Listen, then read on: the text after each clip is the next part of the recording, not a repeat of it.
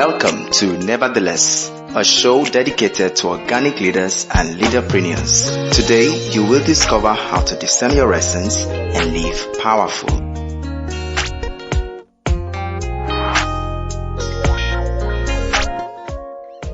Hi, welcome to Nevertheless, a show dedicated to organic leaders and leaderpreneurs. My name is Bidemi Mark-Mordi. I am honored to be able to bring this show your way. This is our 5th installment in the month of January, and we've been looking at the subject matter of goal setting and what we need to be doing so that we'll have a great 2016. 2 weeks ago, we looked at deploying the push goal for effectiveness, how that for every number of goals that are set every year, there ought to be one that will be the domino goal that will keep you going through the next 12 months. Last week, we looked at what I call the multiplier factor, how when we do little things consistently over time, they compound for the great and huge success we are looking to have for 2016.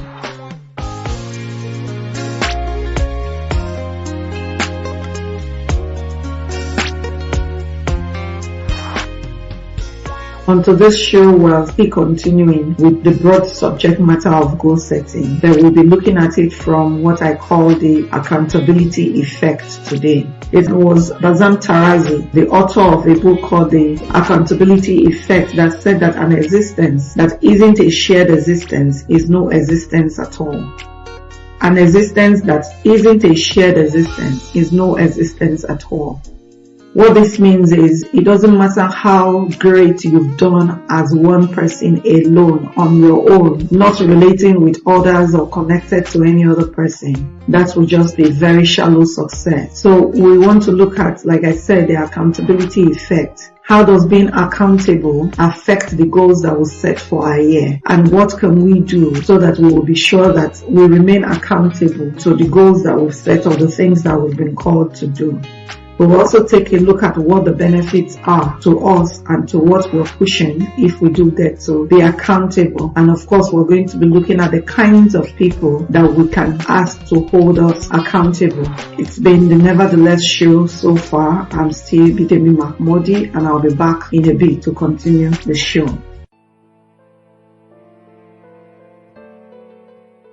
Are you frustrated and tired of life? Do you feel trapped in life's maze and don't seem to find your way? Or are you passionate about your purpose and destiny and want to find out more? Then get a copy of DNA. DNA, Destiny Navigational Application, is a book written by Bidemi Mark-Mordi, where she coaches you to distill the answer to the cry of purpose, mandate, and significance. She teaches you how to discern your essence, discover your God-given mandate, deploy power, and demonstrate dominion. Get a copy of Destiny Navigational Application from any bookstore near you or call 234-813-360-2883 or send an email to bidemi@bidemimarkmordi.com to place your order now.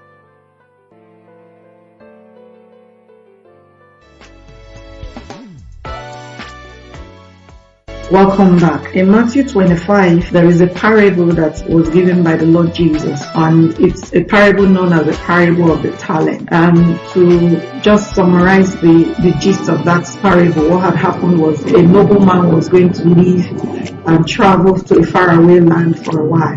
So he decided that he was going to call his servants, and he called 3 of them and entrusted to them a different quantity or amount of talents. To one he gave 5, to another he gave 2, and to another he gave 1. And what he said to them was to do business with it till he comes back. So the nobleman was gone for a very long time, and by the time he came back, he actually did call these 3 servants and asked them to come and give account for how they have transacted with the talents that he left with them. And the first servant comes up to say, well, that he was given 5 talents, and he's been able to trade with those 5 talents, and he's made an additional 5. The second guy comes up as well and says he was given 2 talents and he's been able to make an additional 2 talents. The last one came back and said, well, that he knew that the nobleman was an austere man, a man who loved to reap where he did not sow. And because of that, he was afraid. So what he did was he buried the talent in the ground. And now that the master was back, he was offering that exact talent back to the master. And the nobleman was really cross. He rewarded the one who had 5 talents. He gave him rule over 5 cities. He rewarded the one who had 2 talents and gave him rule over 2 cities. But for the one who had 1 talent and did nothing about, he actually commanded that that talent should be taken from him and given to the one who now had 10 talents. And he didn't stop there. He asked that that servant who did nothing with his talent be cast out, sent into some form of exile. So what can we learn from this parable when we're talking about the accountability effect? How does this parable help us? The first thing I'd like to say is that we are all called and have been entrusted with something. And at the end of time, whenever that time will be for each and every one of us, we will be asked to render account. So the accountability effect is not something that was dreamt up by men or women who didn't know what they were doing or who were idle. It is actually a law of nature and one that we must take seriously if we're going to deliver on the things that we have planned to do in 2016. Having said that, one of the things I also want to draw from that parable is, yes, we were the ones that woke up and made the plans for 2016, but if you take the time and you look at it, or if you have benefit of what I call foresight and ability to see into the future, you will recognize quickly that even though you were the one that set your goals and made the plans, those goals had been placed in your heart by a being supreme and high and mighty. And for me, that will be God. Because the Bible says that when he created man, he put eternity in their hearts. What that means is he put a lifetime in their hearts. So every time I wake up and my heart is panting in a particular direction, I don't think it's coincidence. I don't think it's because other people are panting in that direction too. I usually would take it like God is giving me a hint that something is possible in that direction.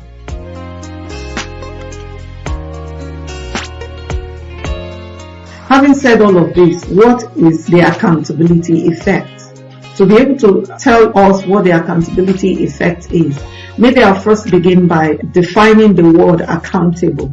And according to the Merriam-Webster dictionary online, it says that to be accountable means to be required to explain actions or decisions to someone. To be required to explain actions or decisions to someone. The second definition that I like says it is to be required to be responsible for something. And so as I talk about the accountability effect today, I want to be talking about it from both angles. The first angle is to stand out and be responsible, step up and take responsibility for what you have been entrusted with. And when I say you've been entrusted with it, please don't forget that I have told you that whatever it is that you're planning today was not something you chanced upon. It was something that had been put in your heart. The Bible says it like this, it says that deep calls unto deep. So it is the depth that the Lord is put in you that is calling forth for you to birth it. That is why you set the goals that you set this year. That is why I didn't set the same goals as you set. I set goals at home, personal goals, and my husband sets his own. And somehow, even though they align at some point, they are usually very different goals because we're two individuals. And even though we're married and we're one in that sense, our hearts still pant, according to what God has put in our DNA, sometimes towards different things. So he has his own goal set and I have my own goal set. So eventually it would align and mingle and birth and yield something great. But each one of us has to be responsible enough to step out and say, I take responsibility, or accountable enough to step out and say, I take responsibility for what God has given to me. What I'm trying to say is the reason why everywhere I go I talk about purpose and I talk about living powerful lives is because that is the message that has been entrusted to me, and that is the message I have stepped up to be responsible for.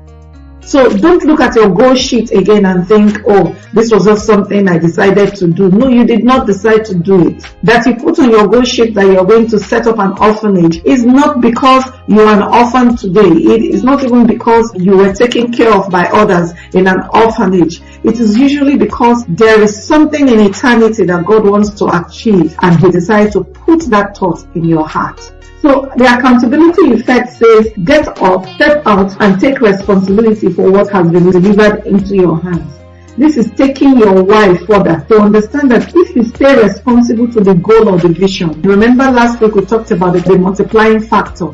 In the end, what's going to happen is when everything is collated, the dots will connect and you'll begin to see that there was a finger of God through all of the things that you are doing. So when I'm talking to you about being accountable, when I'm talking to you about the accountability effect, the first way I want you to take a look at it is you need to see it from the viewpoint that this is beyond me. Someone put me here and put this thought in my heart.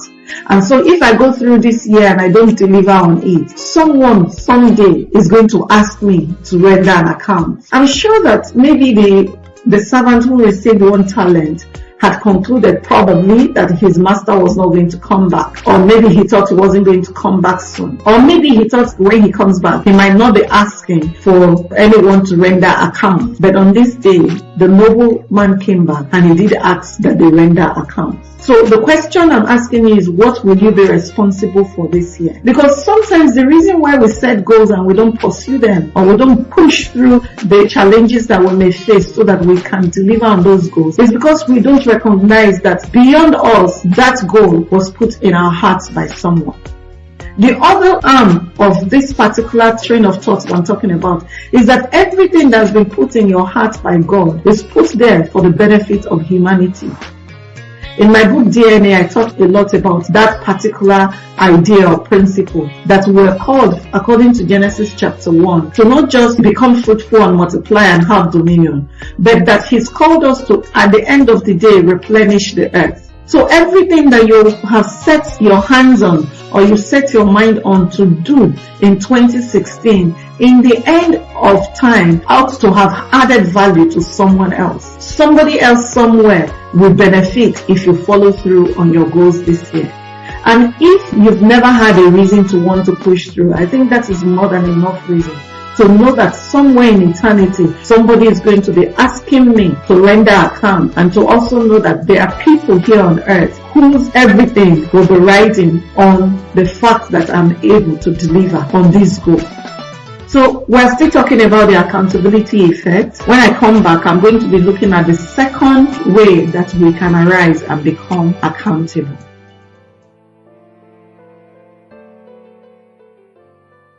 In a world filled with many fears and discouragements, life often becomes a burden.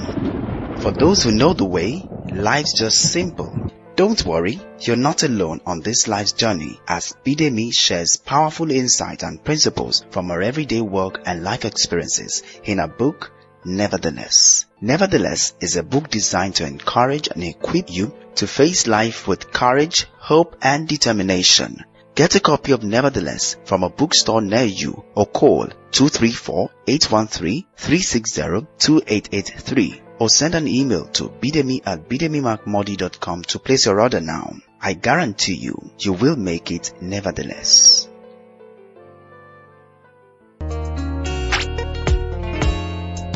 Welcome back. I told you that the first way we want to look at accountability effect is that it is a stepping out to take responsibility for what has been laid in our hands to do. And the second one is actually a lot more physical and a lot more day to day. And that is the surrendering of our dreams and goals to the scrutiny of another. The surrendering of our dreams and goals to the scrutiny of another with the intent of ensuring you finish and you finish well. I have accountability partners. When it comes to the day-to-day working of my dreams, my sister and friend Audrey Joezigbo is that person. She's the one that for 3 years constantly has been asking me, what about this thing you said you would do? And because I know she will ask me, usually I go back periodically, even when I'm not pushing through on the thing, to explain to her the reason why I'm not pushing through. She's also one of the people, along with my husband, who cheer me on when I come up with these crazy ideas that I tend to come up with every time. So without even having to think too hard, I had picked her as my accountability partner. The accountability effect kicks in and becomes really effective when you surrender your dreams and goals to the scrutiny of another. All the goal or the intent is that they will help you ensure that you finish and you finish well. Now, one of the things that I know about this particular arm of the accountability effect is the fact that it takes a lot of humility. It takes a lot of humility to be able to take your life dream with all its attendant challenges and problems and go and dump it, or go and submit it to someone else who, quote and unquote, doesn't have a stake in it. Is not going to be going through the fire of achieving it with you, just so that they can continue to call you out periodically to say to you that you are not pushing through, or to cheer you on and say you are following through. And so because of that, a lot of us think, no, I don't want an accountability partner. If that person would now make my life miserable, maybe I don't need one. Or the other set of us will say, okay, I need an accountability partner. Then we usually will pick someone whom we know will not be able to enforce their role in our lives. Either way, we lose. Which brings me to the benefits of standing up and taking responsibility for what it is that you are called to do. Why you need to arise and take responsibility. Why this is critical. One, you need to know that what you do or don't do can affect so many other people. I say it like this, that destinies are riding on what it is that you've been called to do. When you arise and you take responsibility, by finishing or by delivering on that goal, you are giving other people the strength and the zeal to be able to go through and finish their goal too, or maybe even just inspiring them to start. So you need to recognize that other people will be affected, for good or for bad, by what you do and you don't do. The second thing you want to take into consideration is that you need to recognize that the point of pushing through on your goal is to create a better life for you. Why do you need to step out and be the best version of you and follow through on the things that God has called you to do? Because it creates a better life for you. If that's not a win, I don't know what else a win will be to you. You need to step out, be accountable, take responsibility. It's my life, is my mess, is my message. So I'm going to stand with it and keep pushing it and keep pushing it until I see it to a conclusive end. That's the stuff that great men are made of.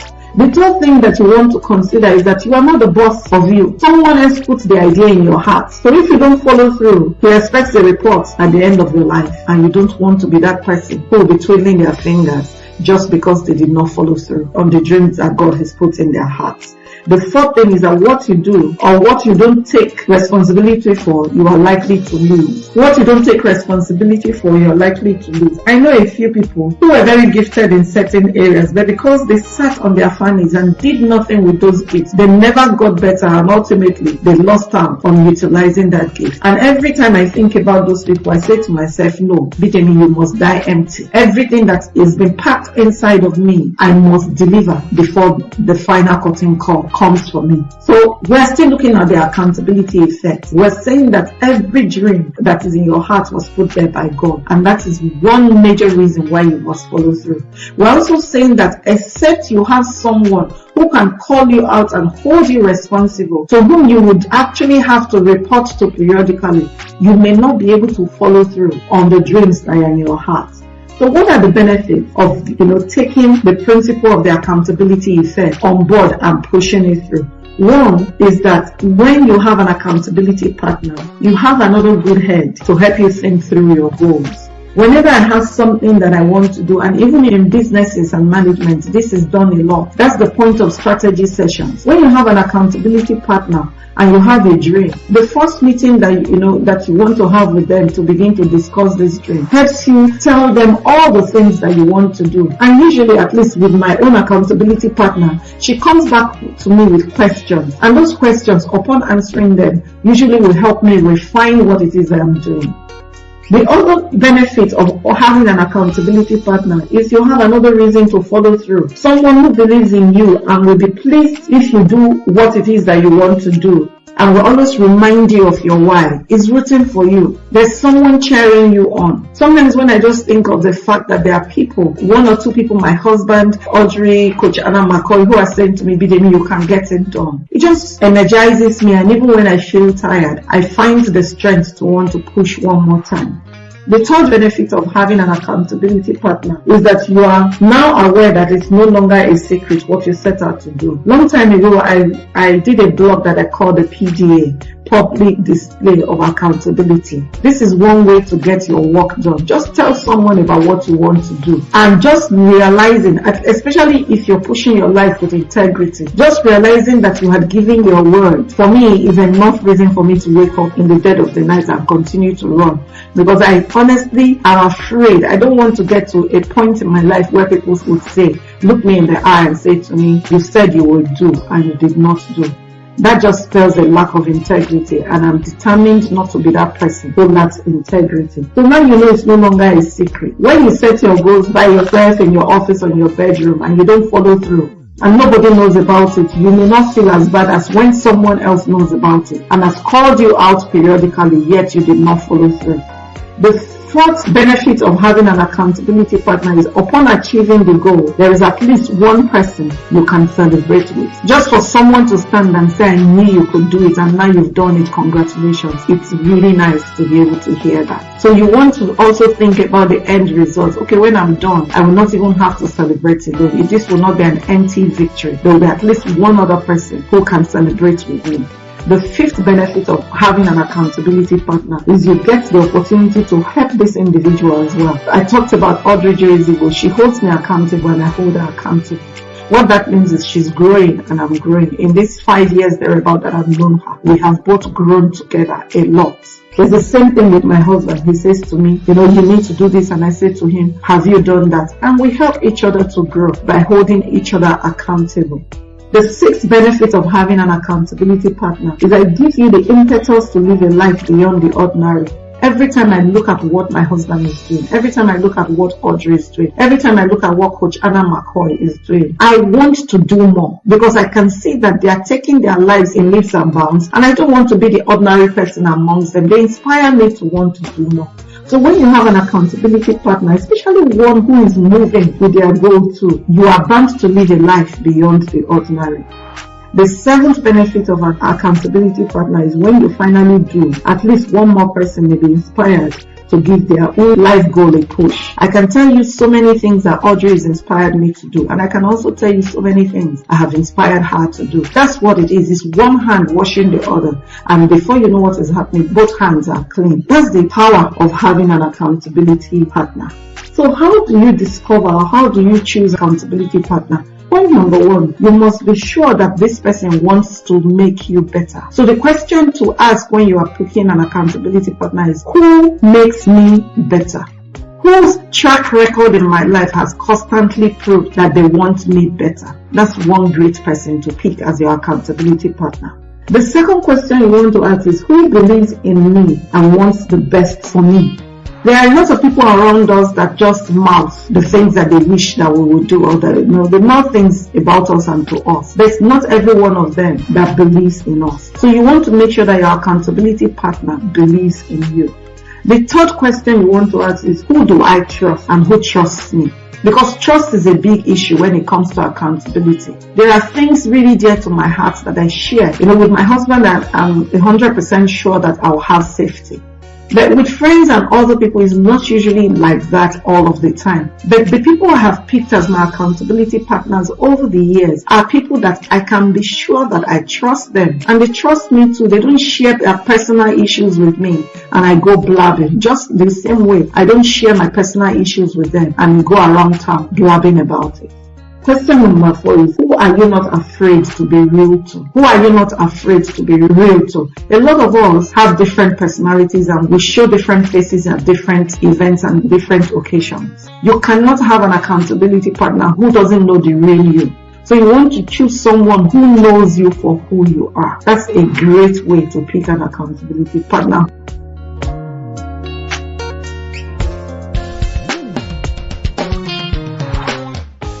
The final question you want to ask is, are these people doing anything worthwhile? Because here's the trick. If you pick someone who isn't pushing to do anything worthwhile, I can assure you that they will not be motivated to call you out and ensure that what you're doing, you get it right. I want to conclude by giving you an example of some great accountability partners in the Bible that I know. And they're Mary, the mother of Jesus, and Elizabeth, the mother of John the Baptist. These two had such great synergy that at a peculiar time in both their lives, they were there for each other. And therefore, each of them birthed greatness beyond anything that mankind had seen up to that point. Accountability partners are real and they work. But beyond that is the entire principle of the accountability effect. Are you responsible? Do you know that the goals you set, you ought to arise and be responsible for them? And do you know that you need at least one person who is calling you out on a regular basis so that you can finish strong? When all is said and done, remember that this is eternity that God is putting you. And all of this come together to birth purpose that we've been talking about for like forever. Till next week when I'll come your way again. This has been the Nevertheless Show. I'm Bidemi Mark-Mordi, and I sign off by saying to you, discover purpose and live powerful. God bless you. Thank you for listening to Nevertheless. For more information and resources, call 0813-360-2883 or send an email to bidemi@bidemimarkmordi.com. Don't forget that when you discover your purpose, you will live powerful.